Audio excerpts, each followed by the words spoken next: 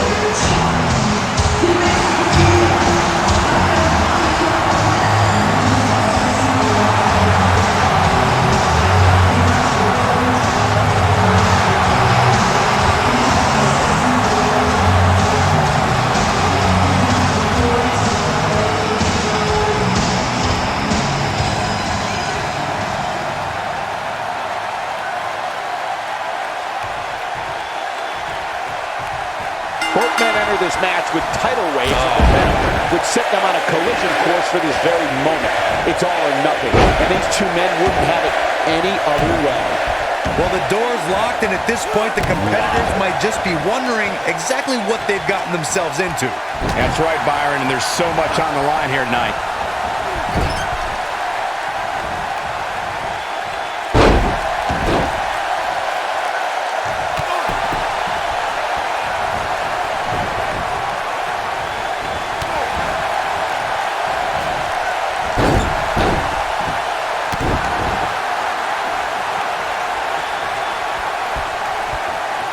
Elbow drop.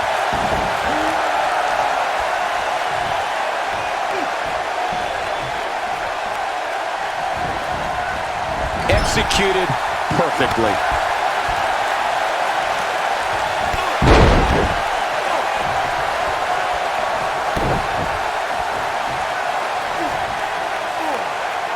Now the old vicious head crank. Look at the torque.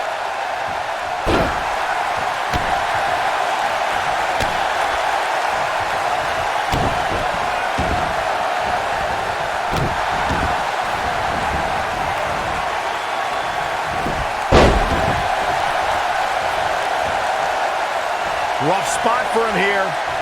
After a ghastly period as bitter enemies, that provided some of the most savage matches in WWE history. Shawn Michaels and Triple H did something no one ever thought they'd see reunite as D-Generation X.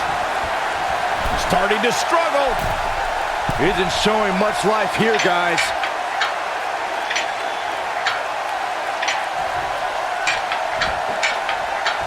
That landed perfectly.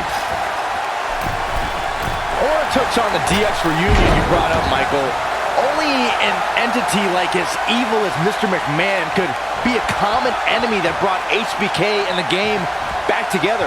That's highly inappropriate for you to say about our chairman, Saxton. Even I can't deny the success HBK and the game enjoyed. I just wish Mr. McMahon wasn't so often the butt of the joke.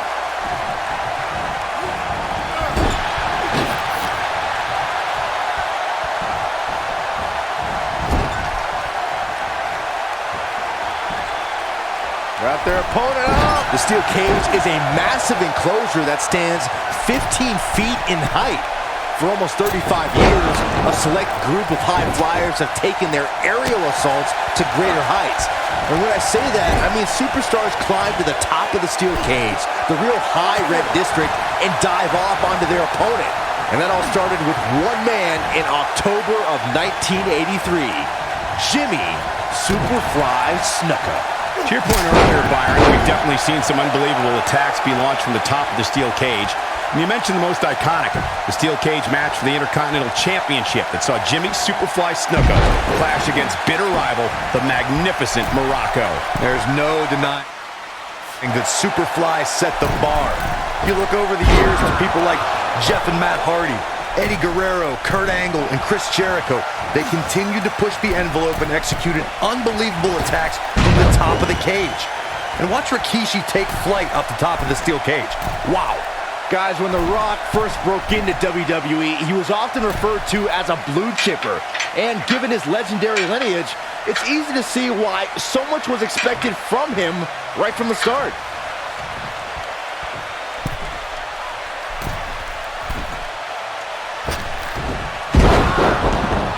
He doesn't want to absorb much more punishment if he wants to win here. As Byron mentioned, The Rock comes from a long line of successful Samoan superstars, including former WWE Tag Team Champion Rocky Johnson, grandfather High Chief Peter Maivia, both of whom are WWE Hall of Famers. And with respect to those legends, I'd say it's The Rock and his multiple World Championship reigns and WrestleMania main events who shine the brightest.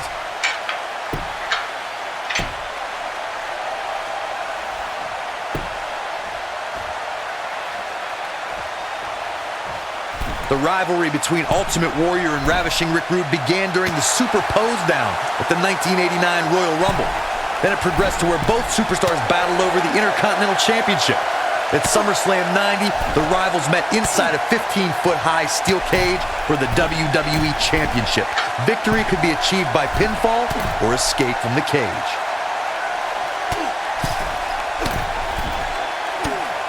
Corey, the WWE Championship match between the Ultimate Warrior and Ravishing Rick Rude was the second half of the double main event at 1990 SummerSlam.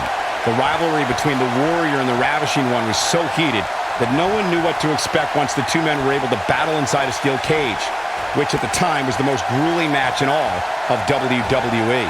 The Ultimate Warrior dominated early on with his incredible strength.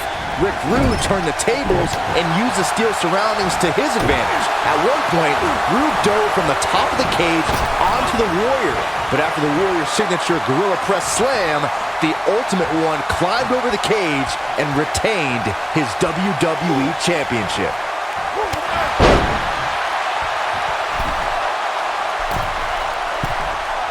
Starting to struggle.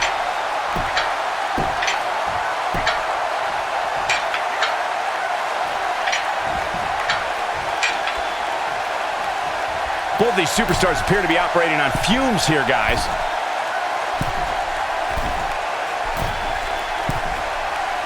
Unleashing it for the second time now. And now he goes for it a second time. We may have discovered his favorite move. Tonight may not be his night, guys. The look on his face right now tells me he'd rather be anywhere else in the world than inside that cage right now. Clearly, they're both running on fumes right now. And at this point, it might just be a matter of which superstar's tank reaches empty first.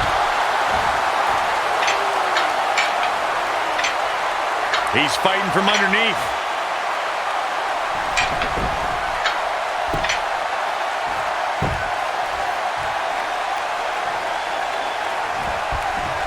Given what we've seen so far here tonight, I'm willing to bet these superstars will think twice before stepping foot inside another steel cage.